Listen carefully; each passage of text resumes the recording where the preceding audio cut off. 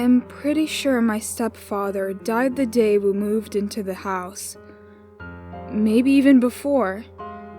Look, I know it's crazy, and I have never been one to believe in the supernatural. But how else could you explain what happened after we moved in? What other possible explanation could there be besides me going insane? No, I am positive that my stepfather has been dead for a long time. And I'm only telling you this now because I don't know what to do. My mother refuses to talk about it, and I can't blame her. But it is so lonely holding everything in, and I can't do it anymore. My stepfather was, a kind but boring man named Brice. Mom divorced my father when I was 2, and in my 22 years alive, I could count on one hand how many times I've seen him. He doesn't matter though. I've never lacked love. My mom is my best friend. We do everything together.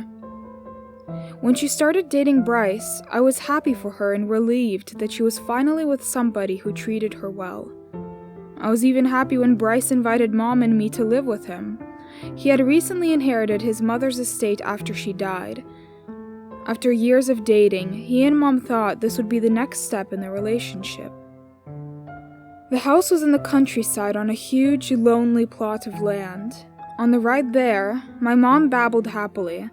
I was in my own world, so I only caught snatches of it. He's been working on it every day for months. Oh, it's going to be great, Samara. It's huge and there's so much we can do. The only downside, he says, is there are quite a lot of bugs, but an exterminator will be out soon to deal with it. He has that under control for now. Isn't this just great? I nodded and looked at the right places, but I wasn't truly hearing what she was saying. Now, I wish I had listened. My first time seeing the house was the day we moved in, and if I could describe it in one word, it would be run down. It was a shambling, 3-story house that looked as though it was held together by spit and prayer and would topple over in a gust of strong wind. The yard was overgrown with weeds and choked with relics of the past. A rusty tricycle, an old tire swing, baby dolls bleached by the sun. When I kicked one, its face cracked open, and a stream of bugs scuttled out. Ugh. As cliché as it was a house straight out of a horror movie, complete with peeling window panes and a large black front door. My mom crowed over it and called it charming, and I mirrored her, but inside I thought nothing about this exuded charm. I was being bratty, and I reminded myself that this was only temporary. I had just graduated from college, and looking for a job was exhausting and demoralizing. Hopefully, I would find something soon. Hopefully. Brice greeted us at the door. He had always been pale, a stark difference to me and my mom's dark brown skin. As he stood in the black doorway, he looked like a ghost. I guess I should tell you now that I didn't like Brice much. He was always kind to me and my mother and had never done anything particularly offensive. He was strange and pretty boring, but there was something unsettling about him.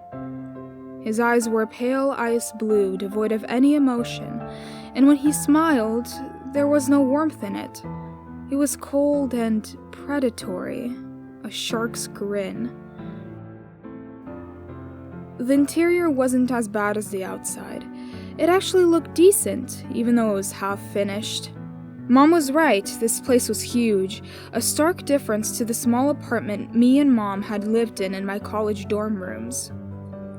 My room was on the 2nd floor, and it was just as big. Unlike the rest of the house, my room was completed. It looked fantastic. There obviously had been a level of care while renovating it, and that touched me. There was a fresh coat of paint, sage green, my favorite color. The wooden flooring gleamed, and a large canopy bed was placed in the center of the room, surrounded by moving boxes. I thought you'd want to put your things exactly where you wanted. A voice, Brice's, said behind me. I turned around and he was smiling at me, that smile that never quite reached his eyes. "Isn't it great, Samara?" Mom said. She was beaming at him. "Brice wanted to renovate your room first. Didn't he do a great job?" I had to admit he did. It was a phenomenal job. "Yeah," I said, smiling at Brice. "Thank you, Brice. It's amazing." He didn't say anything. He just kept smiling. His teeth were white and very sharp. I had a weird dream that night.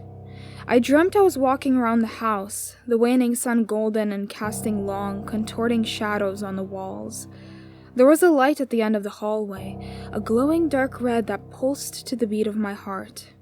Thump, thump, thump, thump, thump.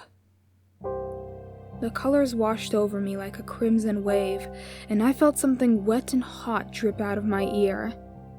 When I touched it, my fingers came away slick with blood, and with disbelieving eyes I watched as the blood hardened and shimmered on my skin before floating into the air, blinking like fireflies. They drifted down the hallway, disappearing into the dark, and I followed, my legs moving on their own. With each step, the walls around me throbbed red, and the shadows danced wildly. They bent into impossible shapes and quivered violently. I reached out to touch one and immediately drew away as my fingertips sizzled and burned. My heart was beating louder with each step, and when I reached the end of the hallway, it drummed a staccato in my chest. Brice was standing in front of me. His skin was clammy and gray, and his arms hung limply at his sides. He reminded me of a marionette whose strings had been cut. His eyes were closed, but as I neared, they snapped open and I gasped. His eyes were milky white, and his mouth lolled open with a low, rattling croak. His tongue flexed back and forth, around and around. He began to shake, his body violently trembling. I watched in horror as his head jerked to the side with a loud crack and a stream of large brown bugs streamed out of his mouth. There were hundreds, no, thousands, all of them using his body as a host. My feet were glued to the ground, and when they converged towards me, I began to scream. They crawled into my mouth, their furry legs tickling my throat, and I couldn't breathe. I was choking. I woke up gasping and clutching my throat. I could still feel the bugs inside of me, and I ran to the bathroom to vomit until I felt empty, and then brushed my teeth until I felt clean. I peered into the mirror, blearily. I hadn't put my glasses on, but there was a mark on my neck. It itched. A rash was forming. Great, a bug bite? My fingers ached and they were swollen. Blisters were forming and I could see yellow pus moving underneath the skin.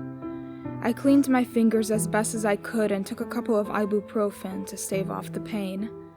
Walking back to my room, I tried my hardest to not look down the dark tunnel of a hallway, but of course I couldn't help but look. Nothing. There was nothing, but as I closed my door, I saw a flash of red at the corner of my eye, drifting lazily towards me. Breakfast the next day was awkward, to say the least. Mom chirped happily about what she planned to do in the house, and me and Brice were silent, both playing with our bowls of oatmeal. This was unusual for Brice, as he was a self-proclaimed morning bird and would talk non-stop at breakfast between bites of food. Today, though, his silence was pronounced. His skin was clammy and gray, and his brow was beaded with sweat. There was an angry red bruise on his neck, which he scratched at sporadically. His face was contorted in pain, and he looked very tired. Mom noticed as well. "Honey, are you okay? You look kind of sick." She placed a hand against his forehead and frowned. "You're cold," she said. "I think you should rest today." Brice nodded, still staring at his untouched food. "I think that would be a great idea. I feel worn down today. I think something must have bit me. It itches." He caught the worried expression on Mom's face and smiled wanly. "Don't worry, it's fine. Probably just a mosquito. They breed like crazy here." He pushed himself from the table and gave Mom a kiss. "Sorry, love. We can start the repairs tomorrow, if that's okay." "Of course it's okay. Get up to bed and try to sleep. I'll be there soon with some medicine." After Brice had left the room, Mom turned her gaze on me. She looked concerned. "How do you feel?" she asked, and I shrugged. "I feel fine. Would you mind helping me unpack and put some stuff away later?" I nodded. "Sure, no problem." After breakfast, Mom went upstairs to check on Brice, and I walked around the house. Unable to shake my dream, I wound up on the 3rd floor. If I thought the rest of the house was run down, the 3rd floor had nothing on it. It was huge. It reminded me of a ballroom, that's how big it was. There were numerous doors on either side, and the hallway was so long and so black. It reminded me of a tunnel. There were pieces of furniture, white sheets draped over them like misshapen ghosts, and thick layers of dust everywhere that sent me into a sneezing fit. My stomach gurgled with my half-eaten breakfast as I realized this was the hallway from my nightmare. And if what I gleaned from the dream rang true, then I did not want to see what lurked in its darkness. The sun was intense today and filled the room with rich golden light. On the walls, I saw shadows forming shapes and reaching with long, crooked fingers. "Samara!" Mom's voice made me jump, and for the first time in my life, I was grateful that she had never learned the meaning of an indoor voice. I ran down the stairs as fast as possible. I only slowed when I reached the 2nd floor where our bedrooms were. Mom and Brice's bedroom door was open, and before I could stop myself, I peeked in. Brice lay on the bed, flat on his back sleeping. Even from here, I could hear his loud snoring. I gripped the doorknob to close it shut, and then stopped and watched in horror as a large brown bug crawled out of his mouth and buried itself into his left nostril. I slammed the door shut and fled down the stairs. I helped Mom unpack and clean the rest of the day. I didn't tell her about the 3rd floor or about Brice.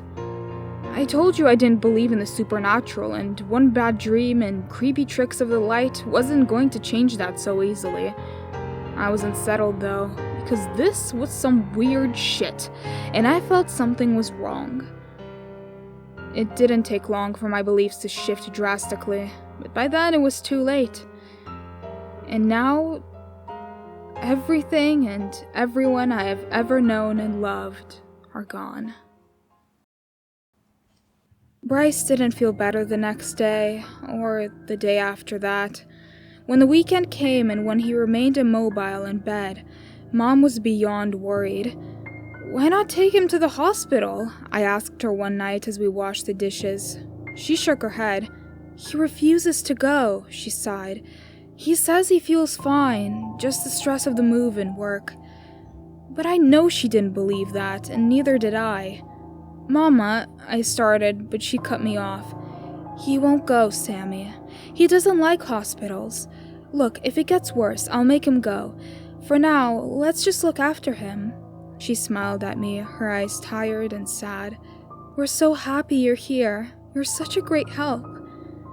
Mom couldn't be home 24/7, and with Brice sick from work and me still jobless, she needed every hour she could get. She was a nurse at the local hospital and often worked doubles. When she did, I was to watch Brice and report back to her. It didn't involve much, just asking him if he wanted to eat or needed more water, to which he always replied no. I don't remember the last time he had eaten. I don't remember the last time I had seen him. All of our communication was through that closed door, and I refused to open it. I don't think I would like what I would see. I was in my room searching for jobs on my laptop when I heard it. It was the sound of somebody dragging their feet as they walked. "Brice?" I called out. "Brice, do you need something?" No answer, just more shuffling, slow and deliberate. It was 7 p.m. and Mom was still at work. She had called to tell me that she would be at the hospital much later than she thought. I was alone in this house with Brice, and it made my stomach turn. "Brice?" I called again. Brice, Mom doesn't think you should be out of bed. I crossed my room, and when I yanked open my door, I saw nothing. There was nothing. Mom and Brice's room was down the hall from me. Their door was closed, and just as I was about to grasp the knob, a hand wrapped around my wrist and I screamed. Brice stood beside me, and he looked awful. His face was still that sickly shade of gray, but it was now tinged blue. His eyes were bloodshot crimson, and his touch made me recoil. But all that was nothing compared to the rash on his neck. It was no longer red. It was an alarming shade of purple, so dark it looked black. It had spread to his face and down his arm, a swirl of macabre colors, the coloring of death. He tried to smile at me, and the effect was ghastly, and I tried not to let my discomfort or fear show. He let go of my wrist. His hand was cold and slimy, and I fought the urge to wipe my hand on my pants. I wouldn't go in there, Brice croaked, his eyes fixed on mine. It's a mess. I'm sorry I scared you. I was just getting some water. He slowly shook the glass of water at me as though he needed to provide proof, and I smiled nervously at him, wanting nothing more than to run and lock myself into my room. Okay, well, I'll let you rest. I hope you feel better. I started to walk away, but Brice called out to me. Samara? I turned and met his intense stare. I wouldn't go up to the 3rd floor anymore. It's not safe. Then he opened the door and slipped inside, and I was left alone wondering how he knew and what exactly did he mean by that. It's not safe? The air was full of flies, fat and slow.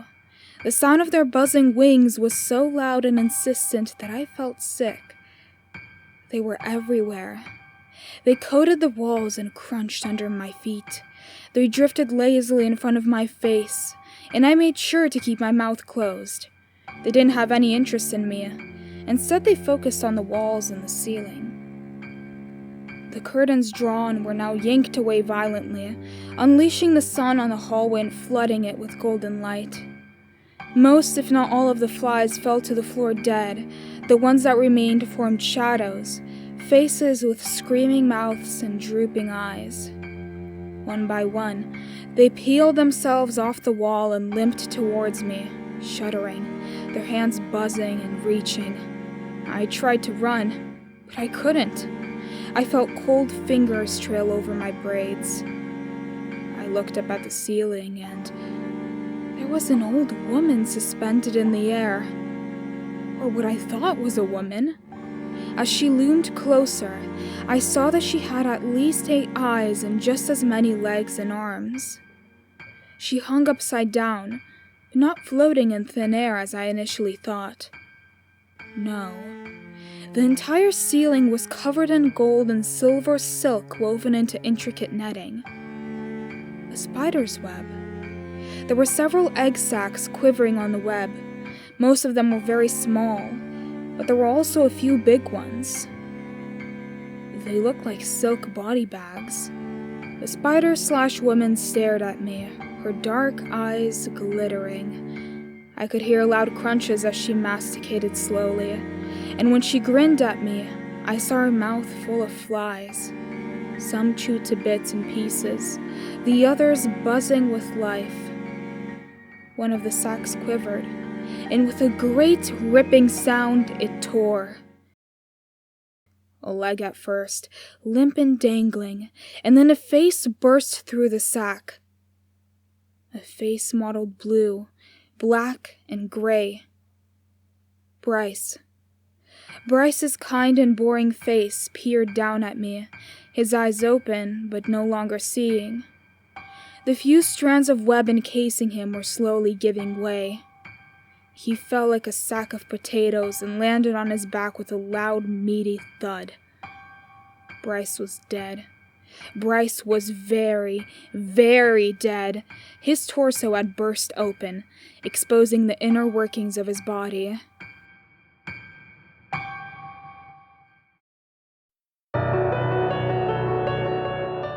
His organs were furry and black, and I realized with numb horror that they were bugs. His body was full of thousands of trembling bugs that had eaten him from the inside out. The rash on his neck had disappeared, and 2 pinpricks bloomed dark against his too white skin. There was a deep croaking above me. The woman was still grinning, still watching me. I haven't forgotten you. Have you forgotten me? Her gaze said. She lowered herself to me, her hands grasping and pulling me to her. My feet dangled in the air, and my heart was pounding. She touched me. She stroked my hair and my face, gentle and loving. Even though she looked like every monster I've imagined combined, I didn't feel afraid.